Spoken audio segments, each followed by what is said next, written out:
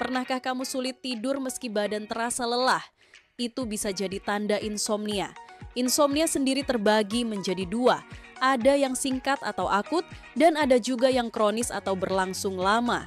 Penyebabnya beragam, mulai dari stres, kecemasan, depresi, hingga pola tidur yang berantakan. Kopi, teh, dan alkohol berlebihan pun bisa bikin mata semakin sulit terpejam. Akibatnya, orang dengan insomnia sering merasa cepat lelah, sulit konsentrasi, bahkan emosinya jadi tidak stabil. Dalam jangka panjang, insomnia bisa meningkatkan risiko tekanan darah tinggi hingga gangguan jantung. Padahal rata-rata tubuh kita butuh 7-9 jam tidur setiap malam. Ada cara sederhana untuk membantu tidur lebih nyenyak. Cobalah tidur dan bangun di jam yang sama setiap hari, jauhkan gadget setidaknya 1 jam sebelum tidur dan ciptakan suasana kamar yang tenang. Bila keluhan ini berlangsung lebih dari 3 minggu, jangan ragu untuk konsultasi ke tenaga medis. Jangan asal menelan obat tidur tanpa konsultasi ke dokter. Jadi, apakah kamu sudah merasakan salah satu gejalanya? Ikuti pembahasan lengkapnya di Halo Dokter. Assalamualaikum warahmatullahi wabarakatuh. Selamat pagi pemirsa, jumpa lagi dengan saya Dika dan Tiara. Hanya di Halo Dokter karena sehat itu asik. Tadi ada apa Tiara di VT? Nah iya ini menarik banget tadi ya dok ya, VT-nya ini nih. VT-nya tuh kita melihat tentang tidur. Tentang gangguan tidur nah, lebih tepatnya. Iya, gangguan tidur. Ada yang namanya tadi insomnia. Insomnia itu lupa ingatan kan ya? Itu amnesia, beda. Sorry. Susah tidur, tapi sebenarnya bukan cuma susah tidur. Ada gangguan tidur yang lain, ada banyak. Nah itu menarik banget buat kita bahas hari ini ya. Itu dia. Apa aja sih gangguan tidur? Apakah misalnya banyak nyamuk termasuk? Itu kan gangguan tidur. Iya sih, gangguan benar. Kalau tidur banyak nyamuknya gitu kan. Makanya kenapa kita mau mengundang siapa Tiara? Ada siapa yang mau kita ajak ngobrol hari ini? Hari ini nih seru banget. Kita akan mengundang dokter spesialis gangguan tidur. Dokter spesialis gangguan tidur. Nah ini expertnya ya. Baru tahu saya ada ya. Makanya ini keren banget ya. Nah, nanti kita akan bahas. Ada siapa lagi? Kemudian yang kedua akan ada komika. Nah public figure nih. Public figure ada komika. Yes. Kenapa kita mengundang beliau? Kita ntar ngobrol. Kayaknya lifestyle-nya sih ya. Apa mungkin karena komika itu jarang tidur? Bisa jadi. Apakah mungkin malah tidur mulu? Nanti kita bahas ya. Dan pemirsa juga kalau misalnya pengen ngobrol, pengen nanya-nanya, nggak usah datang kemari jauh. Iya. Langsung aja telepon ya. Teleponnya kemana Tiara? Bisa langsung telepon ke 021 574 3476 atau 574 3478. Iya. Atau bisa langsung ke @halodokter_tvri. Betul, di DM aja, kirim ke kita, nanti akan kita jawab. Makanya stay di Halo Dokter karena sehat itu asik.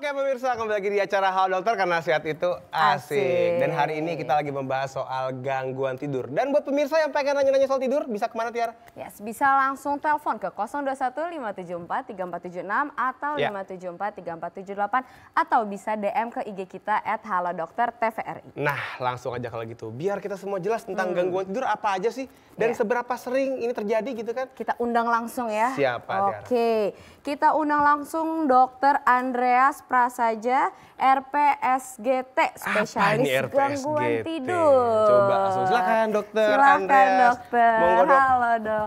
Halo. Sehat Dokter Andreas? Alhamdulillah sehat. Tidur cukup malam tadi? Agak kurang. Oh gimana dokter tidur kok kurang spesialis tidur? gangguan tidur. Habis kerja mau diundang. Aduh, nggak boleh dok. Maaf dok, tidak sehat yang namanya kurang tidur itu tidak sehat. Malah ngajarin ikan berenang. Seneng banget nih bisa mengundang Terima dokter kasih ke udah sini. diajak ke sini. Iya, jauh-jauh dari Snoring and Sleep Disorder Klinik Mitra Keluarga Kemayoran. Dok, saya baru denger nih, ada klinik snoring. Itu berarti yang berenang di ikan-ikan itu dok ya, snoring? Itu snorkeling, sorry, snorkeling. Dok, sebenarnya apa sih yang disebut dengan tadi snoring and sleep clinic itu? Karena kita kan jarang dengar gitu. Benar. Jadi kita ngurusin penyakit tidur, kita ngurusin orang yang nggak bisa tidur, yang ngantukan, yang ngorok-ngorok. Bentar. Ngantukan juga termasuk? Termasuk. Justru itu. Dan yang khas adalah di sleep clinic kita ada laboratorium tidur. Oh ya? Wah, jadi menarik ini. Saya itu kalau jadi dokter kan ya, periksa pasien saat terjaga, ya nggak? Kalau saya saat tidur. Wah, berarti dokter ngeliatin orang tidur? Nah, ngintipin orang tidur. Dokter Bang, ngintipin orang tidur. Coba dok, caranya itu gimana dok? Jadi pasien itu dipasangin alat-alat ya, polisomnografi namanya. Dari polisomnografi banyak somnus itu kan tidur, grafein, perekaman. Jadi perekaman banyak fungsi tubuh pada saat tidur. Yang direkam EEG, kemudian gerakan bola mata, nafas, jantung pada saat tidur. Bentar dong, pelan-pelan dok. EEG berarti maksudnya gelombang otak. Apa yang mau dilihat dari gelombang otak? Apa bisa baca mimpinya dia dok? Nggak secanggih itu ya? Nggak secanggih itu. Kita nggak tahu isi mimpi, tapi kita tahu tahapan tidur. Tahapan tidur tuh dok? Tahapan tidur itu kan non-REM dan REM ya. Non-REM itu tahap tidur biasa. Itu dibagi menjadi tahap tidur ringan, sedang, dalam ya. Dan tahap tidur REM atau Rapid Eye Movement Sleep ini adalah tahap tidur di mana kita kebanyakan dari kita tuh mimpi. Rapid eye movement, maksudnya eye-nya? Matanya tuk tuk tuk tuk tuk. Bentar dok. Kita bahas pelan-pelan dulu nih. Tadi Dokter Andreas bilang ada tidur dalam ya kan? Kalau dalam berapa meter dia? Dalam enggak ya? Gimana maksud dok? Artinya seseorang dibilang tidur dalam, tidur ada yang bilang apa namanya tuh iip apa sih? Pokoknya tidur ayam. Nah, itu dia tidur ayam. Nah, itu masih tahap tidur ringan. Tidur ayam jadi sampai kalau kita belum deep sleep gitu. Jadi kita baru berbaring, merem gitu kan. Pikiran kita mesti loncat sana, loncat sini. Mikirin KPR masih dengerin semua suara gitu. Tapi yang khas orang lain yang lihat kita udah tidur. Kita udah kalau yang udah ngorok gitu kan. Nah, ini tahap tidur ringan, masih gampang dibangunin. Oh, dipanggil doang melek tuh ya. Melek gitu kan. Nah, dari situ masuk N2, non-REM 2. Nah, ini tahap tidur sedang di mana udah agak sulit dibangunin ya, tapi dipanggil namanya biasanya masih bangun. Oh, masih melek, tapi udah mulai agak susah tuh. Udah agak susah karena udah nggak sadar dengan sekeliling. Ya, masuk dalam tahap tidur dalam. Nah, ini mesti disikut, ditendang baru bangun. Oh, baru bangun. Udah kebluk istilahnya, udah kebluk. Nah, tapi ini paling penting apalagi untuk anak-anak karena tahap tidur dalam dikeluarkan yang namanya growth hormone. Nah, ini kan untuk pertumbuhan, biar glowing gitu kan. Yang penting penting itu. Nah, dari tahap tidur dalam, kita balik tahap tidur sedang dulu, baru masuk ke mimpi. Ke Rapid Eye Movement Sleep. Jadi mimpi ada di REM? Nah, ini otak kita aktif banget. Ya kan? Makanya disebutkan otak kita itu sebenarnya pada saat tidur 70% lebih aktif dibanding saat terjaga. Sebentar.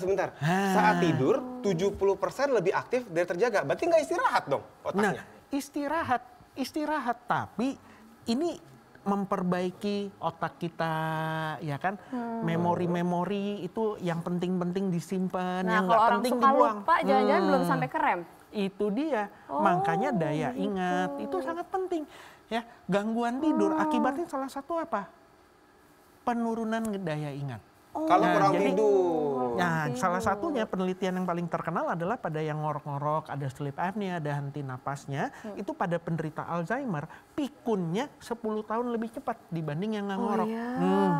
Kalau ngorok, sebentar dok, ini jadi panjang lagi nih. Kan tadi kan baru ngomongin fase-fase tidur nih. Kalau dok, orang suka kadang-kadang kalau tidur kayak jatuh dari gedung, gitu tuh kenapa tuh? Itu karena kurang tidur yang parah. Kurang tidurnya sangat-sangat parah sehingga begitu tidur, dia nggak lewat ringan, sedang. Dia langsung dalam. Oh, itu gara-gara itu. Makanya setengah sadar, setengah dalam, kayak jatuh. Iya, itu saya ada lagi yang setengah sadar, setengah ngimpi. Benar, saya pernah baca nih dok, ini karena saya menarik banget ini. Jadi katanya orang itu bisa kayak kesannya nih lagi mimpi, tapi dia bangun tapi nggak bisa ngapa-ngapain, tindihan gitu ya. Itu dia, ketindihan itu. Jadi gini, pada saat kita kurang tidur yang sangat-sangat parah, begitu tidur, tahap tidur REM ini kan sangat penting buat otak kita nih, kemampuan konsentrasi, daya ingat segala macam kan tidur REM nih yang dijaga. Nah, begitu kita tidur, dia setengah sadar, setengah ngimpi. Jadi tumpang tindih gelombang otaknya antara terjaga dan mimpi. Nah, yang mimpi itu yang khas ada apa? Ada mimpi, sehingga muncul sebagai halusinasi. Kita sebut sebagai hypnagogic atau hypnopompik hallucination. Yang khas adalah adanya sosok lain di dalam kamar. Ya? Tapi kenapa yang muncul hantu, Dok? Tergantung latar belakang kebudayaan. Kalau di kebudayaan barat yang muncul alien. Oh gitu? Oh gara-gara itu. Dan pada saat tidur mimpi ada sleep paralysis atau kelumpuhan tidur. Jadi nggak bisa gerak. Ya ketindihan tadi. Ketindihan. Baru tahu. Tapi gitu, kalau dari durasinya Dok, tadi kan dokter bilang ada durasi yang tidur ayam, ya kan, yang dibangunin gampang. Ada yang tadi dia dalam, ada yang REM. Itu berapa lama masing-masing? Nah, itu kalau kita zaman sekarang kan ada sleep tracking nih di smartwatch, ya kan pasti ada tuh. Nah, light sleep lah, moderate atau tidur dalam, kemudian tidur mimpi, bukan dilihat berapa jam. Kita lihat persentasenya. Oh, dari seluruhannya. Nah, tidur ringan itu N1 itu kira-kira 5%. Nah, kalau tidur sedang itu 50%. Kita bisa ngaturnya gimana sih, Dok? Nah, biasanya cuma light sleep itu, kemudian tidur dalam 20-25%, dan tidur mimpi another 20-25% dari total tidur. Nah, tapi kan kita nggak bisa ngatur nih, Dok. Nggak bisa caranya? Ngatur, otak kita yang ngatur sendiri. Udah otomatis. Tapi gini, Dok, canggih ya. Ini kan kalau pakai jam tangan. Tapi kan dokter juga mengerjakan itu kan di lab tadi, lab tidur. Seberapa bisa jam tangan sekecil ini menggantikan lab segede gitu, Dok? Ya, nggak bisa terlalu akurat, tapi lumayan lah kita tahu, kita bisa refleksi, oh kurang tidur gitu kan. Biasanya tidur dalam itu sangat-sangat underestimate. Tidur dalam? Tidur dalamnya sangat underestimate. Maksudnya secara jam? Iya, secara jam. Jadi harusnya 20-25%, paling kebaca cuma 10%, 15% still oke. Tapi dia baca dari mana, Dok? Dia tahu dari mana itu tidur dalam? Dia baca dari denyut jantung kita, dari nafas kita, dari saturasi. Karena kan belajar nih. Deep learningnya dia belajar bahwa kalau tidur dalam jantungnya gini, nafasnya gini gitu. Dia nggak bisa rekam dari gelombang otak langsung. Tapi sama actigraphy-nya di mana banyak gerak atau diam. Nah, itu kan juga kebaca. HP itu juga bisa, Dok? Yang kan ada aplikasinya tuh. Kurang bisa, tapi sekarang bisa. Jadi kemarin waktu World Sleep Congress baru minggu lalu di Singapura, banyak tuh kita baru terbuka. Jadi yang sleep lab ribet itu semakin kecil, semakin wearable. Yang wearable artinya yang consumer ini semakin peka. Nanti suatu-waktu pasti akan ketemu. Oke, Dok, ini sebenarnya masih banyak yang pengen tanyain, Dok. Dan saya yakin juga pemirsa pasti pengen tidur. Pengen nanya maksudnya. Pengen nanya. Kalau mau nanya kemana, Tiara? Oke, kalau mau nanya boleh langsung telepon ke 021-574-3476 atau ke 574-3478. Atau bisa juga DM langsung ke @halodokter_tvri. Oke, jadi stay di dokter karena sehat itu asik.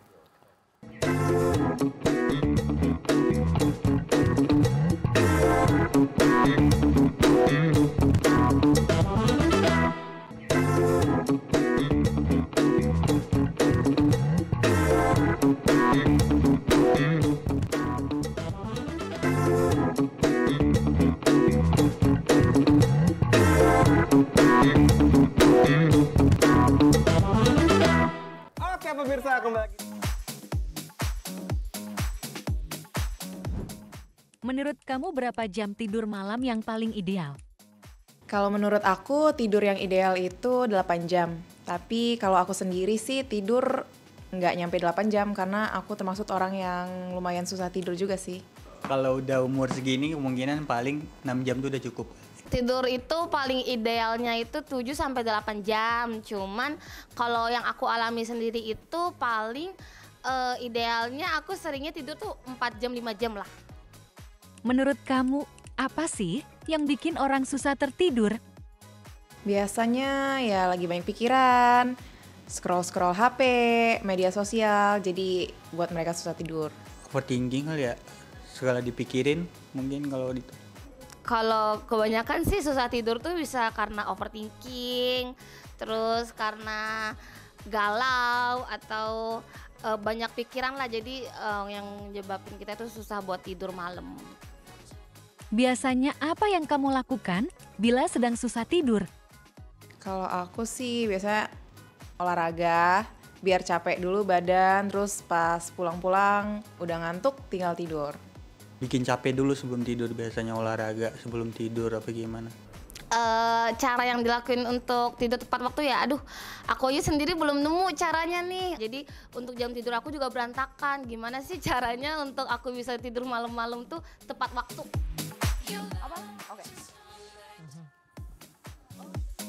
Kembali lagi di acara Holter karena sehat itu asik. Nah, tadi tuh banyak ditanyain masyarakat. Makanya ini kok seru banget. Kok pada tidurnya kurang kayaknya ini ya? Tuh, tadi ada yang bilang bahwasanya nggak apa-apa tidur cuma 4-5 jam, yang penting berkualitas gitu.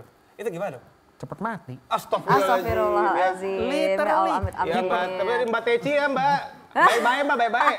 Sehat-sehat ya. Tadi katanya kan 4 jam nih tidurnya dok ya, 4-5 jam gitu. Karena overthinking juga tadi ada ya. Biasanya orang kan suka susah tidur karena banyak pikiran, banyak pinjaman juga kadang-kadang dok. Banyak cicilan ya. Banyak cicilan tuh, banyak pikir itu. Tapi apakah cukup? Bentar, saya mau meluruskan dulu. Tadi kenapa dokter sampai bilang gampang banget cepet mati? Kenapa dok? Apa yang menyebabkan seorang yang tidur kurang jadi hubungannya ke mati? Hipertensi, diabetes, jantung, stroke.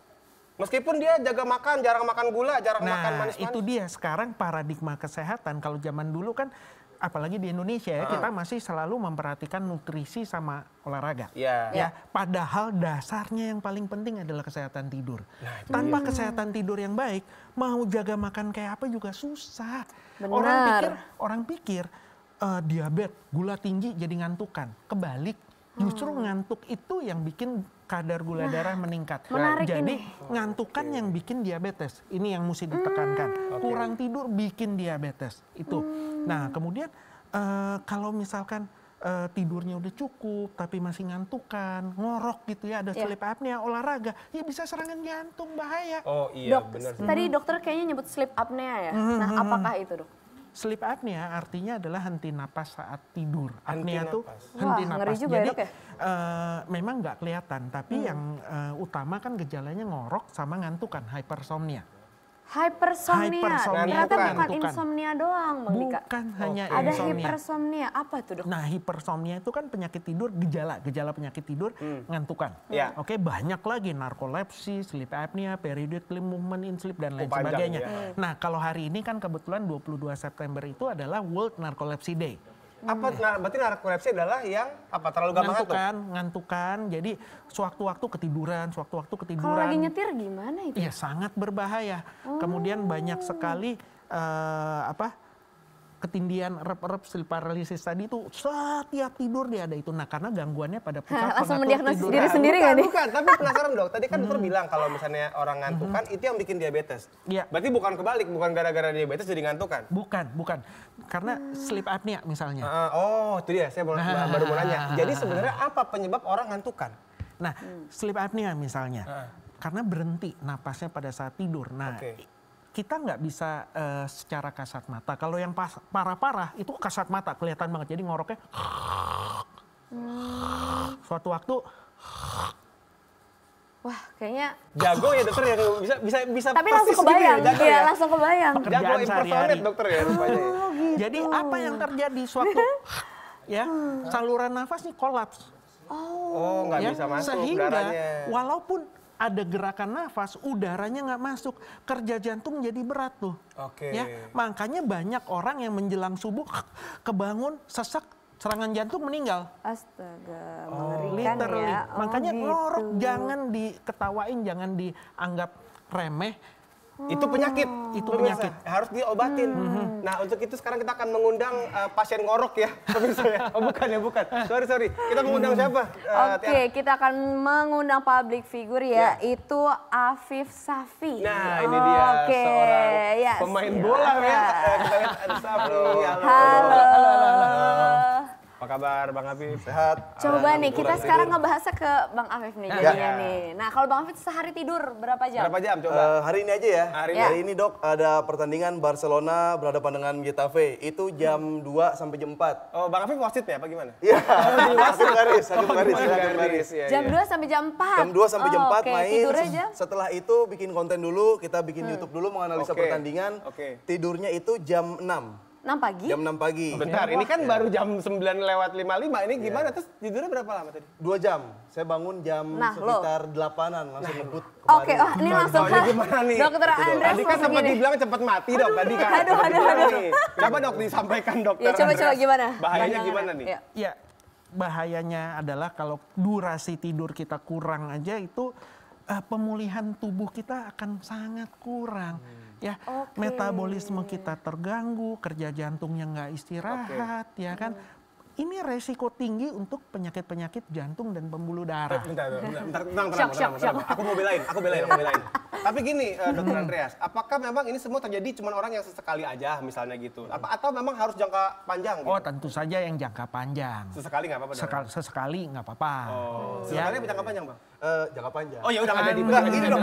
Ada pembelaan lagi sedikit. Gimana? Nah, misal saya bangun tadi tidur hanya 2 jam, tapi di hari ini nih bisa aja nanti saya tidur jam 10 pagi, bangunnya jam 4 sore, kayak gitu dong. Jadi dibalas. Itu gimana dok? Boleh nggak? Boleh apa enggak, tentu adanya tidur, balas utang tidur lebih baik daripada nggak ada tidur sama sekali. Langsung senyum. Tapi, ada tapi. Kalau kita bicara circadian rhythm, irama biologis, nggak bisa juga. Nggak terganti berarti? Nggak tergantikan, karena siklus tidur siang sama malam aja udah beda. Nah, apanya sih yang beda kan sama merem? Siklus tidur, ringan, sedang, dalam, mimpi tadi, ya satu siklus. Kalau malam itu 120 menit, kira-kira 2 jam. Kalau siang cuma 20 menit. Nah, artinya siang 20 menit. Makanya kalau kita tidur siang, pendek aja kan rasanya udah berkualitas. Lebih seger. Nah, tetapi kita kan penting nih durasinya. Nah, mana bisa lunas. Tapi gini dokter, kalau gitu saya tidur dulu dah. Jangan, belum beres, belum masih ada waktu.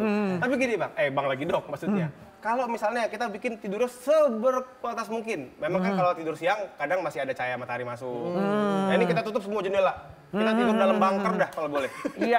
Nah itu kan sunyi seperti malam lah gitu. Itu gimana? Memang kita bisa usahakan seperti itu ya. Ada shift worker gitu kan yang kerjanya shift ya mesti terbalik. Ada tips-tipsnya dengan mengatur cahaya, mengatur suara, mengatur suhu. Itu ada cara-caranya. Ilmunya di circadian rhythm. Tetapi biar gimana pun banyak penelitian yang dilakukan di dalam gua. Zaman dulu dalam gua. Karena gelap. Tapi internal clock-nya nggak bisa dibohongin. Biologisnya, jam biologisnya. Yang circadian rhythm itu. Tahu nih otak kita siang malam tetap tahu. Jadi tetap mengembangkan pola tidurnya malam hari, siang aktif, tetap berkembang. Kalau gitu mungkin dok ada saran nggak buat Bang Apip nih? Supaya sehat-sehat terus ya, supaya baik-baik bang. Udah UGD, bukan begitu. Mana keluarganya? Gimana dokter Andreas? Nah, saya sarankan nomor satu circadian rhythm, badan kita tuh peka sekali sama cahaya. Jadi dalam suasana gelap segelap-gelapnya diusahakan horden tuh yang tebel, atau pakai masker mata. Yang di tempat itu. Tetap sunyi, jangan sunyi senyap. Sama sekali nggak ada suara, ya nggak bisa tidur, makin tegang. Berarti butuh apa, dok? White noise. Misalnya apa? Suara AC, ya kan? Berarti kalau udah rusak, jangan diservis, biarnya berisik. Nah, kalau tidur siang perlu nggak tuh dok white noise itu? Nggak terlalu perlu ya. Tidur siang sih ya asal kita relax, ya kan? Jaga tetap dalam suasana gelap, ya sepi gitu. Kemudian sama sejuk. Karena kan siang itu kan panas, ya kan? Kita harus yang sejuk karena core body temperature kita akan turun tuh kalau kita tidur. Nah, supaya kualitasnya baik, jaga suhunya tetap sejuk. Ada suhu angkanya nggak berapa gitu? Nggak ada yang persis, kira-kira AC 24, 23 gitu ya. Karena siang hari nih panas di luar, kita harus lebih dingin. Beda sama malam. Ya kan? Kalau buka kulkas tuh sampai kita jangan, listriknya boros. Tidur di kulkas gimana? Dikata nugget kali kita ya. Nah, ini mau nanya tentang ini. Saya tuh baca-baca dok, kalau ada yang istilahnya tuh night owl kryptonite chronotype. Jadi burung hantu. Burung hantu. Saya orang yang aktif, ada beberapa orang yang aktif tuh di malam hari. Ada yang aktifnya morning person. Betul. Ya kan? Dia tuh setelah itu jadi kayak golden hour-nya untuk pekerja seni biasanya tuh baru mendapatkan ide tuh jam 1-an, jam 1, jam 2. Nah, itu gimana? Itu iya, kesehatan jangka panjangnya tuh gimana? Ntar dulu dok, jangan dijawab dulu. Iya, clickbait-nya keren. Karena kita mau dengerin dulu info terkini ya, supaya update, jadi stay di Alert karena sehat itu asik.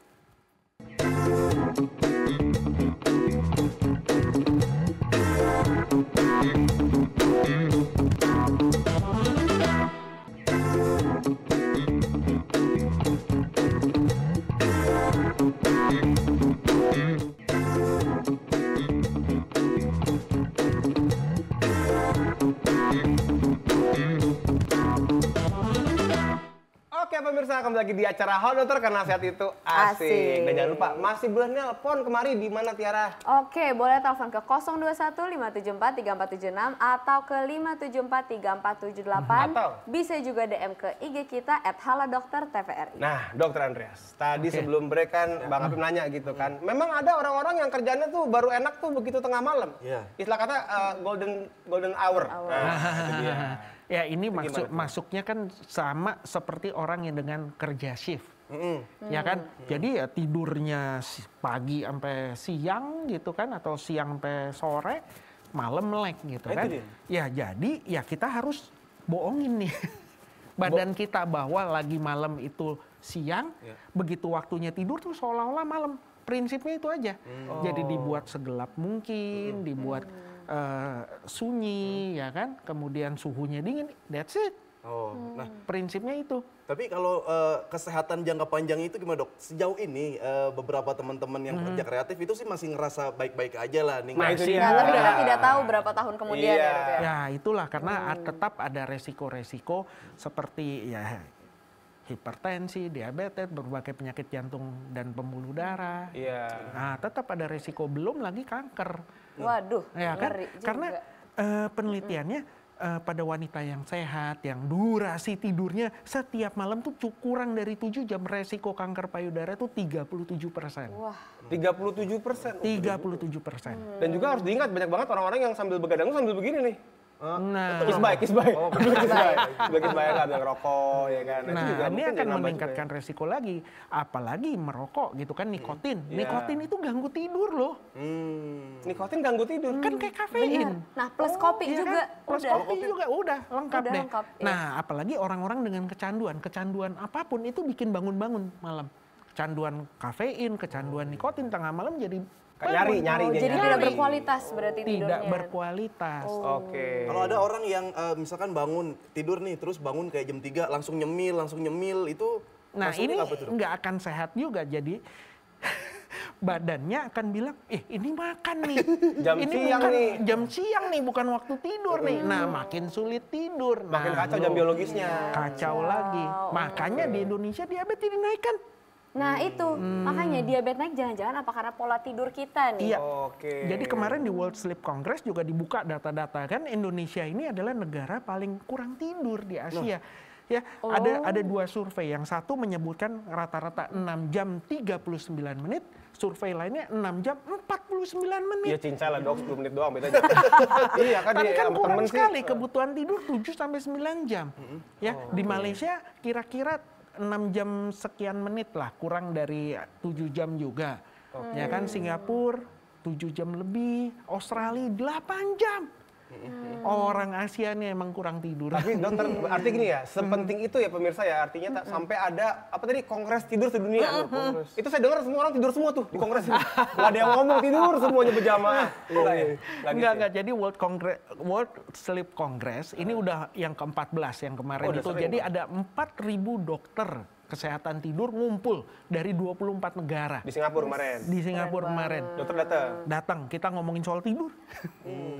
Ya, jadi ternyata tidur sepenting itu. Sepenting itu, nggak cuma durasi tidur, jam tidur, penyakit-penyakit yang bikin ngantukan, ngorok. Nah, wah itu dia. Ngorok juga. Tuh gimana Bang? Katanya ngorok juga Bang. Iya, kalau saya tuh ngerasa saya insomnia faktornya dari eksternal dok. Nah, eksternal tuh kayak dari sekeliling. Misalkan ada suara pelihara burung kicau bunyi gitu kan. Terus bapak saya mendengkurnya kenceng banget, Dok, sampai rumah bergetar tuh kalau. Itu sonorek kayaknya dah, bukan ngorok, sonorek. Iya. Jadi masalah mendengkur, masalah ngorok itu bukan cuma suara. Yang paling penting adalah nafasnya bagaimana. Bapaknya, jadi itu sebabnya kita pemeriksaan tidur juga memeriksa fungsi-fungsi nafas dan fungsi jantung. Karena ternyata kalau orang ngorok, saturasi oksigennya drop, kerja jantungnya jadi berat, itu kemana-mana juga. Oke Dok. Jadi kalau misalkan ada orang yang lagi ngorok, kebetulan kita ngeliat ngoroknya semakin kencang, ada baiknya kita apain tuh, bangunin atau diemin aja? Intervensi, bangunin, cuma jadinya nggak tidur kan. Nah itu dia tadi saya Tapi kalau dia tidur nyenyak, kitanya nggak bisa tidur kan? Nah itu dia gantian. Tapi gini, masalahnya. artinya gimana? Ngobatinnya bagaimana kalau ada yang ngorok? Jadi gini, kalau masih ringan kita harus lihat. Memang ada kategorinya ya. Sleep apnea tuh henti napas saat tidur yang ringan, sedang, berat, itu ada kategorinya sendiri. Kita taunya dari mana? Dari pemeriksaan tidur. Oke. Tapi kalau ngoroknya sendiri ya masih ngorok, itu setelah kita periksa tidur sering kok kita dapati cuma ngorok doang. Tanpa gangguan nafas. Itu nggak apa-apa. Itu nggak apa-apa. Tapi gimana ngebedainnya, Dok? Ngebedainnya ada yang sampai kelelep gitu, Dok. Nah itu udah penyakit. Itu nggak boleh kalau udah tersedak gitu. Tapi kalau masih ngorok-ngorok. Jadi gini, sleep apnea gejalanya ada ngorok dan hypersomnia atau ngantukan. Oke. Nah ini jadi sangat berbahaya ketika berkendara. Berkendara dalam kondisi mengantuk itu lebih bahaya dibanding dalam kondisi mabuk. Kalau mabuk kan, aduh gue mabuk nih, gue naik kendaraan umum, ya kan? Kalau ngantuk, dikit lagi, bisa lah. Akhirnya kecelakaan, ya kan? Kalau udah micro sleep udah bahaya, tapi dari ngantuknya aja udah bahaya sebenarnya karena konsentrasi, kewaspadaan, refleksnya udah buruk. Nah, kembali lagi ke ngorok.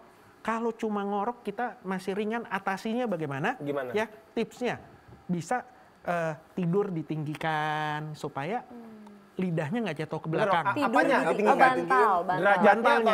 Jadi kayak setengah duduk. Kayak setengah duduk gitu, ya nggak sampai setengah duduk banget, naik 10 derajat. Biar lidahnya ya kan? nggak jatuh ke belakang. Artinya bantalnya dilapis. Nah, seperti itu. Atau miring. Posisi miring, ya. Kanan apa kiri, Dok? Sama aja. Ya. Tergantung angle kanan apa angle kiri. Itu masuk akal. Terus apa lagi, Dok? Nah, kemudian bisa dicoba mouth tapping yang di plester Nah, mulutnya supaya nafasnya. Itu kan bahaya, Dok. Kalau udah sleep apnea ya tentu bahaya karena kan sesek. Ya kan? Ya kalau sesek juga pasti bangun buka aja udah. Ya kan?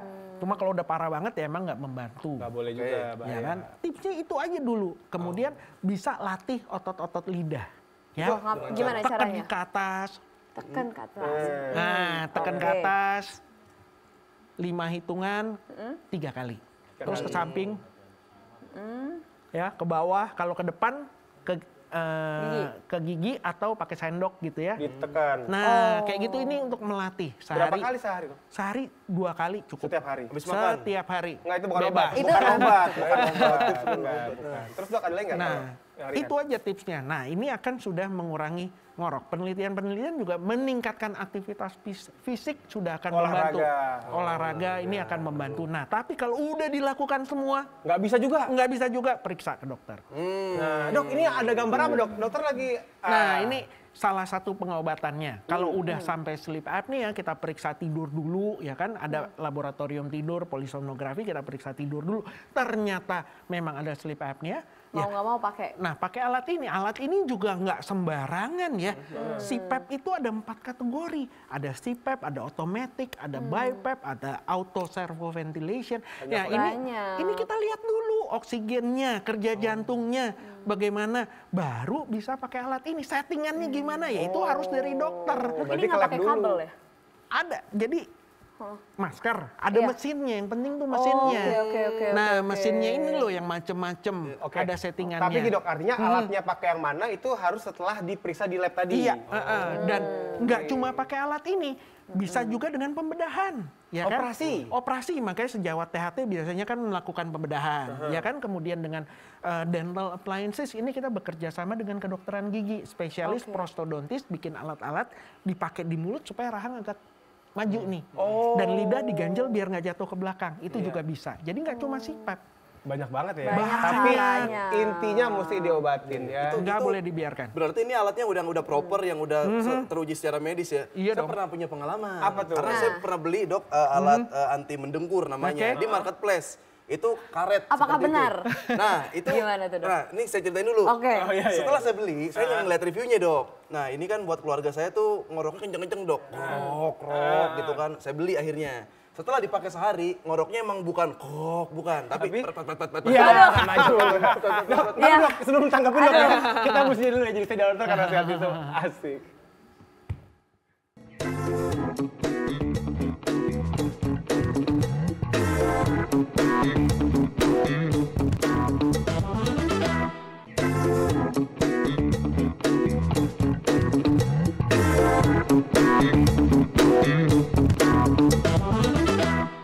Oke pemirsa, kembali lagi di acara Halo Dokter karena sehat itu asik. Dan tadi sebelum break Bang Afif sempat nanya soal beli di marketplace. Ya. Alat-alat katanya alat anti dengkur. Kayak Doraemon ya. Gimana dok, bisa gak sih kita udah beli aja kan gampang daripada mesti dicek-cek lab segala. Iya, 60.000 doang tuh. 60.000, iya. Ya kan murah, beli aja dulu, nggak apa-apa, ntar gagal baru ke dokter. Baru ke dokter. Sederhana kan? Iya. Tapi kebanyakan dok, gimana sih dok?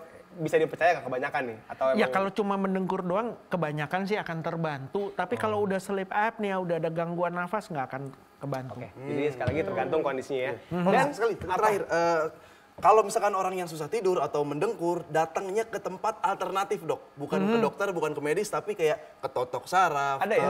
Iya ada, begitu tukang Ada sih, pijat, ada, kayak gitu. Itu Ngaruh nggak? bagus nggak atau ngaruh nggak? Ya silahkan aja kalau Sama membantu. tadi, Tetap cuma 60.000 kan Karena membebaskan. Iya kan? Kalau memang membantu ya silahkan. Ya. Jika Apa caranya sakit bener? berlanjut hubungi dokter. Dokter Andreas pastinya. Oke, keren banget.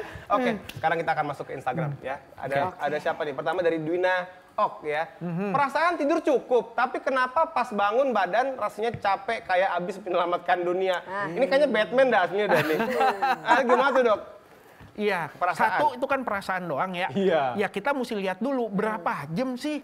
Ada orang bilang 6 jam perasaan udah cukup. Ya oke. kan padahal Perasaan. 6 jam itu kan masih kurang. Kebutuhan tidur 7 sampai 9 jam. minimal, oke. Ya, apalagi kalau masih dewasa muda, pertengahan 20-an, kebutuhan tidur kan masih 8,5 jam. 8,5? 8,5. Jadi ya masih kurang tentu saja. Dan kalaupun sudah cukup masih capek, hypersomnia.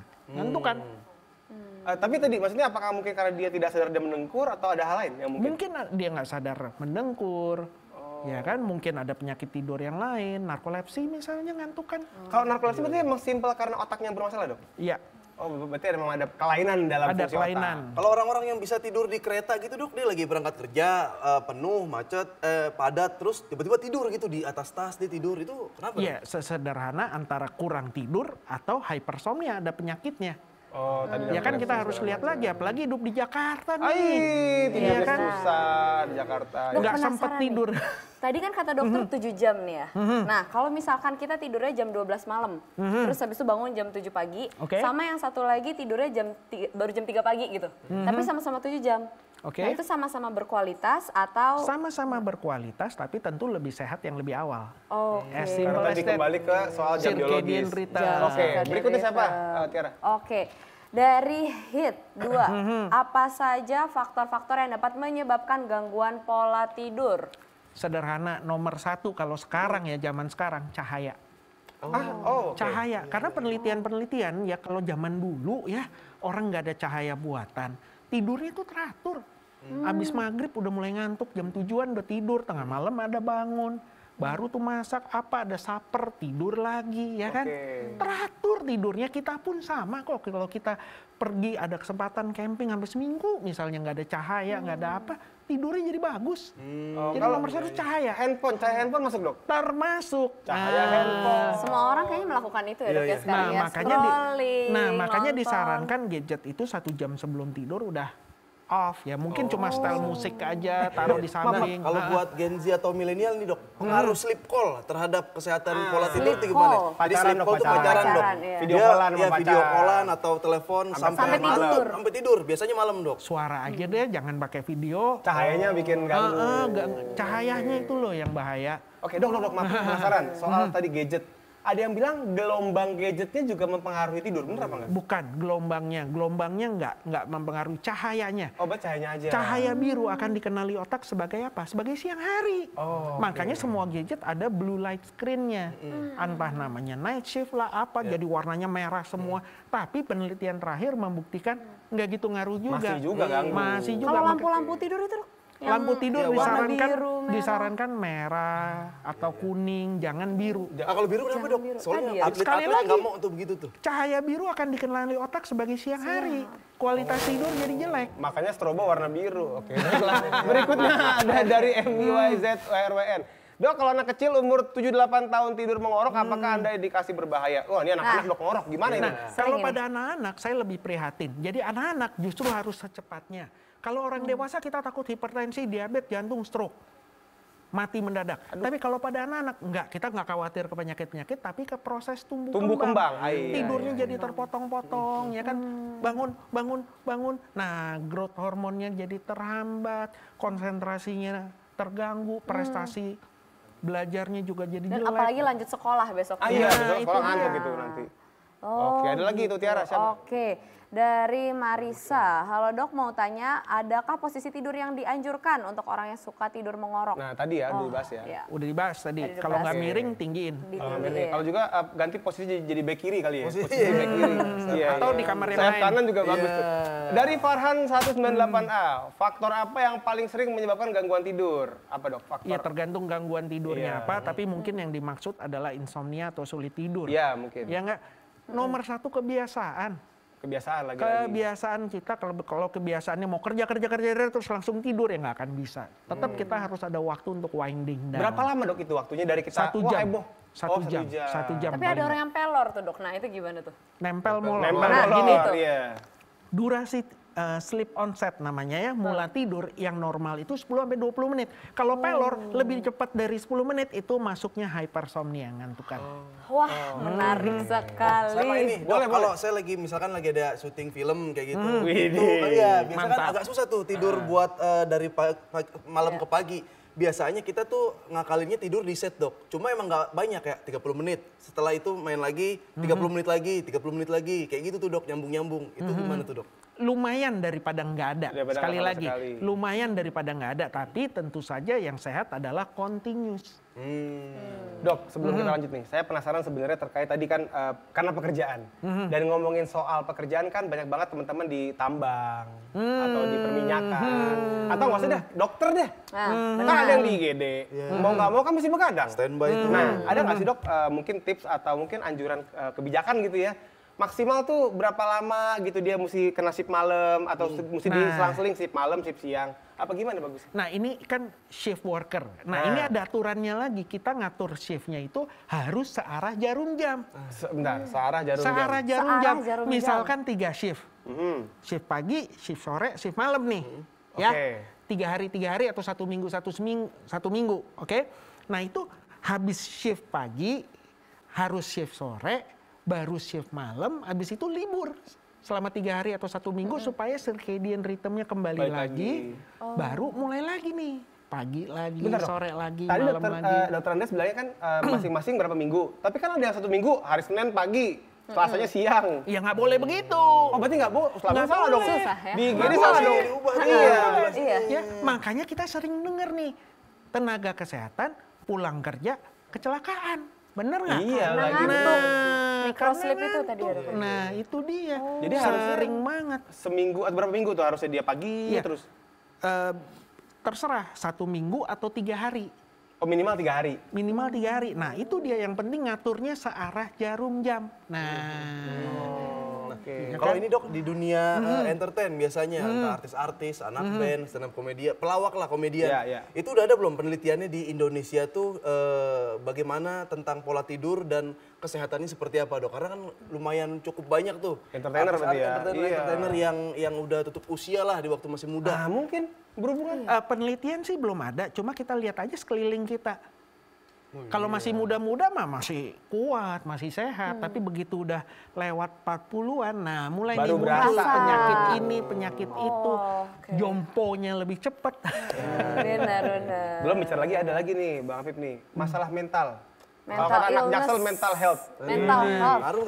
Ngaruh nggak sih dok? Kesehatan tidur itu yang mempengaruhi kesehatan mental nomor 1. Ya, makanya kalau di Gen X ya yang sebelum Gen Z, Gen X itu banyak yang kurang tidur, makanya kesehatan mentalnya terganggu. Nah Gen Z kesehatan tidurnya believe it or not lebih sehat. Kenapa? Karena lebih sadar dengan kesehatan mental. Makanya udah curhat ke psikolog. Gen X kurang sadar ya. Kurang sadar. Gen X milenial tuh kan kerja ngurangin tidur. Kalau Gen Z kerjanya tipes. Udah jamnya pulang. Udah jamnya nggak mau di WA kantor, nggak mau di WA kantor. Dan kalau udah kesel, kalau Gen X disimpan, kalau Gen Z dikeluarin di sosmed semua. Pakai second account, bener. Pakai alter. Jadi memang bisa dibilang kemana-mana ya dok ya, dan memang efeknya banyak banget. Nah dok, kalau misalkan udah susah dok tidur, gangguan banyak atau emang ya udah susah tidur lah, itu harus ada ini gak? Ada pendekatan secara obat tradisional, olahraga atau harus obat dok? Nomor 1 adalah kalau insomnia, cognitive behavioral therapy for insomnia. Apakah itu? Ngatur kebiasaan tidur, pola tidur, bed restriction, banyak. Nah tadi di video ada yang bilang katanya olahraga dulu. Itu gimana? Nah itu gimana tuh dok? Gini, tahu saya, kadang olahraga juga kalau terlalu heboh malah bikin gak ngantuk. Nah malah seger kan? That's it. Makanya selesai olahraga dan tidur itu disarankan 2 jam. Jeda, iya. Karena apa? Terlalu asik, terlalu seru, adrenalin malah naik kan. Malah makin seger. Jadi kalau memang, kan banyak nih orang mau sehat, kesempatan tidurnya memang, kesempatan olahraganya baru malam. Iya disarankan selesai olahraga itu 2 jam. Iya, setuju saya. Dan olahraganya yang sifatnya rekreasional, yang santai, nggak usah, ada skornya, panjat sosial juga ada. Perahu naga. Kalau ini ngitung bintang katanya, kalau tidur ngapain nih kita? Udah kita ngitung bintang aja lah, makin lama. Lah di Jakarta ngitungnya di mana? Ada plafon, nggak kelihatan ada plafonnya.